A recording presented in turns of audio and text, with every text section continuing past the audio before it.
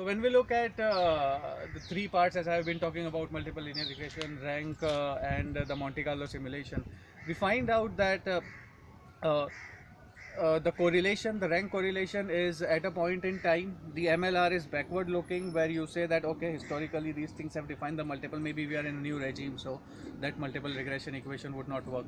And we are using the Monte Carlo engine, and we are using this into the Excel, as I've been talking about, because we have advantage. We are doing a lot of approximation. We want to keep things transparent. If you go to a client and we want to show our Excel model, we can still explain them. How would we explain a very tough R code, which is a black box? And create ambiguity. So that is one reason why we move into Excel. I'm now sticking to the correlation part, which is like point in time, which is like what's seen today, which is contrary to the other part where multiple regression equation, where we would go for last 40 quarters of 8 companies, but we are sticking at all those 8 companies. So we have relatively less points here. We have 8 companies, and we'll try to add more proxies here.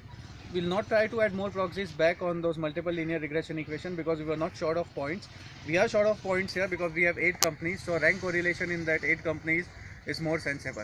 So we have got two choices of correlations that we can use. We can either use a Spearman correlation or we can use a Pearson correlation. Both have their advantages, but we want to really remove these outliers. As I told you, we are keeping things very simple, so rank correlation would work. So we have a Spearman correlation function not given in Excel, so we'll probably build that and we will use that in this. So when we say that in these lens chart or whatever chart you are making, when we say that a company's multiple is correlated, it has a 0.8 correlation with payout, so increasing the payout would affect this much. So this is a simpler analysis, and the reason why we are doing all three, the reason why we are doing point in time and past, because each analysis has got its own advantages. When I was talking about the multiple linear regression equation, it was from the past, so a lot of disturbance from